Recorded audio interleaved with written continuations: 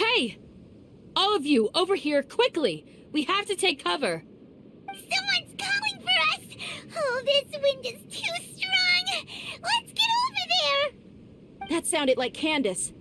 Come on, you two! Jeez, are all of you academia folks such hard work? Move it! All right, stop yelling. My sincere apologies, everyone. This is the home of our village chief. I will have to ask you to make do with this small room until the sandstorm dies down.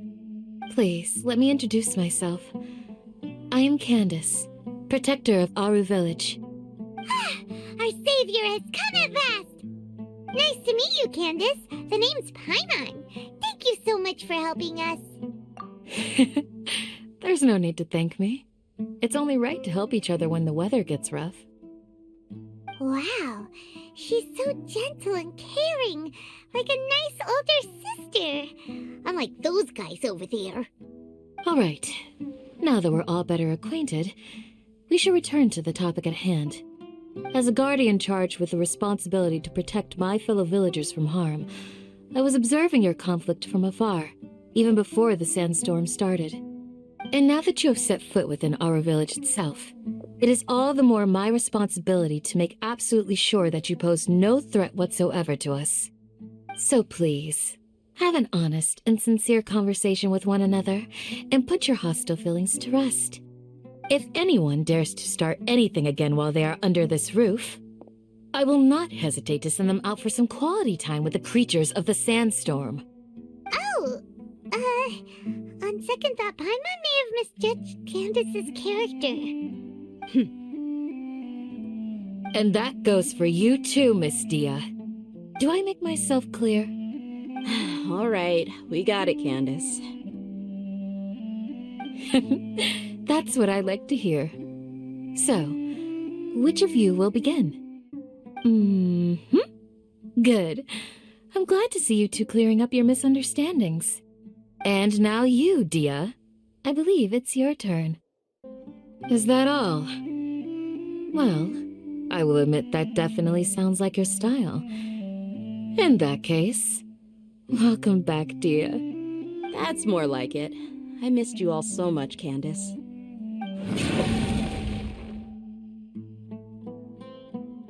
Whoa! What was that sound? No need to worry. Now that you're no longer at each other's throats, please make yourselves at home. I'll take a quick trip outside to clear out some of those creatures in the sandstorm. Creatures? In the sandstorm?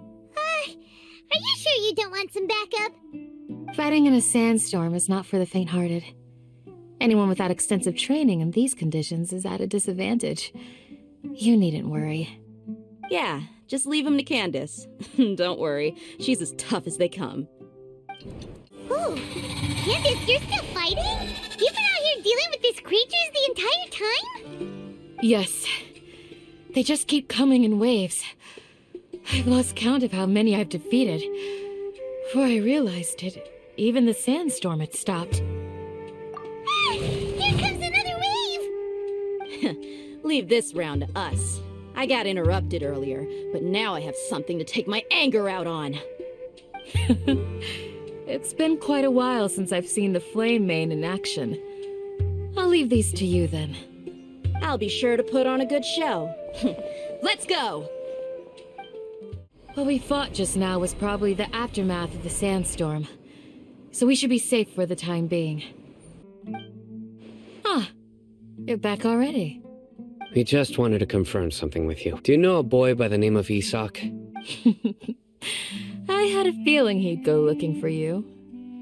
Huh? You knew this would happen? Yes. Although he tried his best to stay hidden, I still noticed him eavesdropping outside the window. He really wants to get his grandfather back. Isak's parents were both Aramite mercenaries who rarely returned to the village after finding employment in the city. He was raised by his grandfather.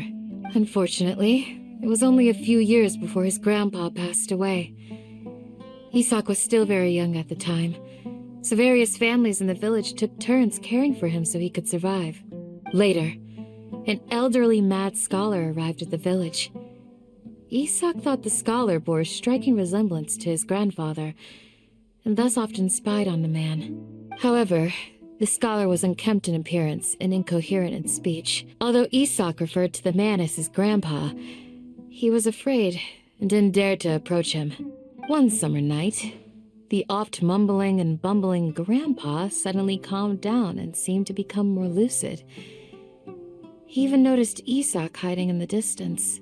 So Grandpa walked up to Isak and patted him on the head.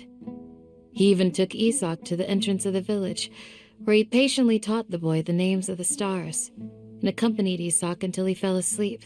The next morning, Isak woke up and wanted to go find his grandpa again, only to realize his grandpa no longer recognized him. However, even so, Grandpa retained his calm expression. It's said that those who saw the scholar claimed he no longer appeared to be crazy, but appeared to be living in his own world, almost as if he were sleepwalking. Isak was thrilled that his grandpa was able to find peace, and would follow him all the time, asking him things like, "Grandpa, want me to take you somewhere fun?" Or, "Grandpa, could you tell me stories about the stars again?" All this somehow just makes Paimon feel really sad. It seems like they both deserve so much better. Perhaps. Nearly everyone who lives in the desert has some form of hardship or regret. But even so, we must still continue on with our lives.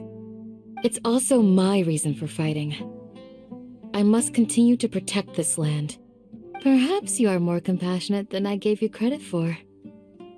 Please accept my thanks on Isak's behalf, Sino. Right. The darker fabric definitely looks a lot better. That'd be my choice, too.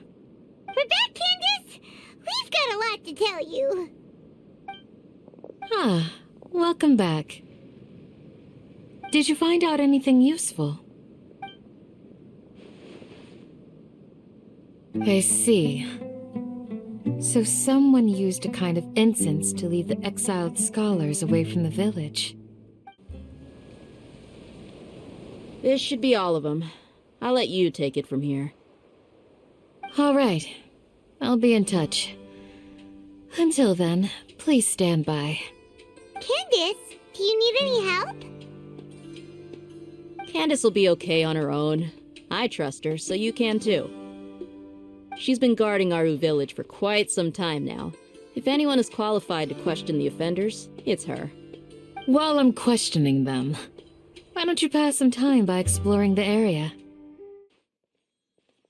Candace, Whoa, you look furious. Do I? Huh. What gave it away? Oh, there's no mask that can hide true bloodlust. Cover up your eyes, and it'll still show itself at the corners of your mouth. Perhaps I need to work on my composure. Still, it's perfectly understandable why I'm angry. I'm sure everyone present would agree. Well, looks like Sino taught her well. You fear death yourselves, yet you do not hesitate to place the lives of others at risk. The absurdity is mind-boggling. The ones you call mad scholars are known to us as the Village Keepers. They are vital members of our community, and some even count them as family. You come here, to my village, and you treat my people as nothing more than stepping stones towards your goal. Tell me, what would you do to you in my position? We may both be desert dwellers, but there is one thing that I understand better than you. The resurrection of the Scarlet King will only result in war. And war serves no one. The people of Aru Village care little about which god is in power.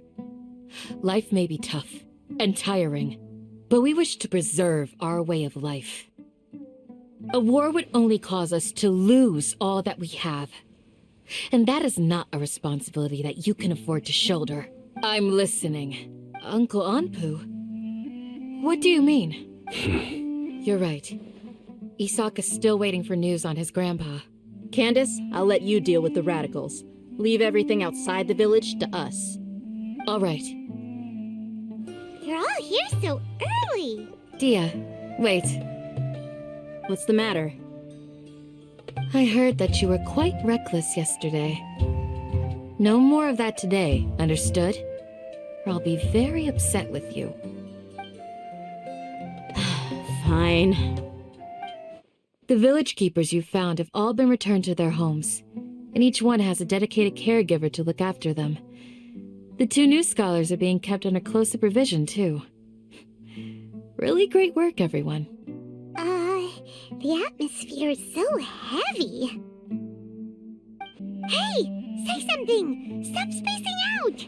Or I can go fetch some snacks.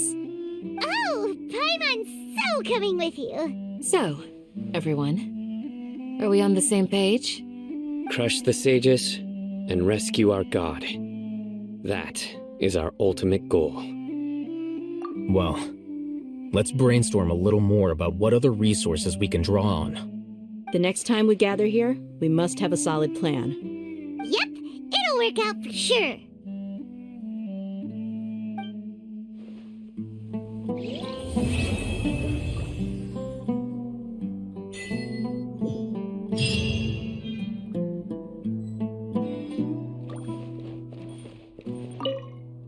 You must let me know if there's anything I can do to help. Though I cannot leave Aru Village, I can't help but feel stirred when I see the looks in your eyes. I've never felt as roused as this when fighting alone in the past. I suppose this must be the power of camaraderie.